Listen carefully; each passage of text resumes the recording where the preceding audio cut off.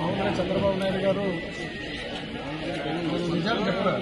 అప్పుడు రాజశేఖర రెడ్డి గారు చెప్పేవారు, చంద్రబాబు నాయుడు గారు నిజాలు చెప్తే ఆయన తల 1000 ముక్కలు అవుతుందని మునీశ్వరుడు శాపం పెట్టారని రాజశేఖర రెడ్డి గారు చెప్పేవారు.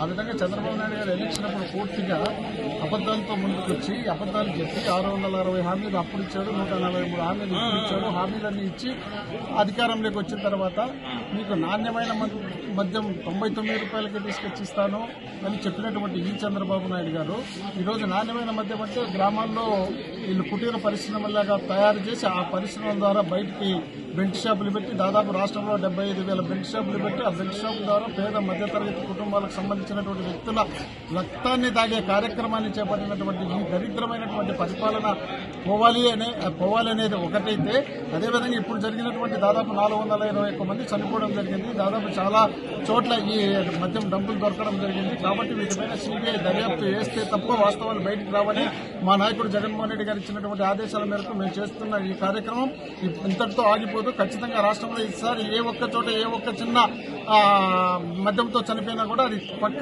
తెలుగుదేశం పార్టీ ప్రభుత్వము హత్య చేసిన దాంతో సమానంగా అవుతుంది. అదేవిధంగా కూటమికి సంబంధించినటువంటి నాయకులు కింద నుండి పై వరకు వీళ్ళకి అందరికీ ముడుపులు ముట్టుతున్నాయి. కాబట్టి ఏ ఒక్కరు కూడా నోరు తెచ్చడం లేదు. గతంలో అయితే పవన్ కళ్యాణ్ గారు 30,000 మంది మహిళలతో రాష్ట్రం నుండి తరలించినారు, నాకు కేంద్రం ఇంటెలిజెన్స్ చెప్పింది, అది చెప్పింది, ఇది చెప్పింది చెప్పుకున్నటువంటి ఆ పెద్ద మనిషి ఈ రోజు రాష్ట్రంలో దాదాపు 421 మంది చనిపోతే ఒక్క స్టేట్మెంట్ కూడా ఇచ్చిన సందర్భాలు లేవు. అదేవిధంగా దాదాపు ఎక్కడ చూసినా రాష్ట్రంలో ఎక్కడ చూసినా ఈ మద్యం పైన విపరీతమైనటువంటి హాస్పిటల్ చేరడం కానీ లేక చనిపోవడం కానీ జరుగుతున్నా కూడా దాన్ని స్పందించే పరిస్థితి లేదు. ఎక్కడ తాగితే అక్కడే పడిపోయే పరిస్థితులు ఉన్నాయి. తాగిన చోట చనిపోయినటువంటి సందర్భాలు కూడా మన కళ్ళకు అనేక చోట్ల కనిపిస్తున్నాయి. కాబట్టి వీటి మీద తక్షణం స్పందించి చంద్రబాబు నాయుడు గారు మాటలు చెప్పి ఇంట్లో కూర్చోకుండా బయటకు వచ్చి స్పందించాల్సిన బాధ్యత చంద్రబాబు నాయుడు గారి పైన ఉంది.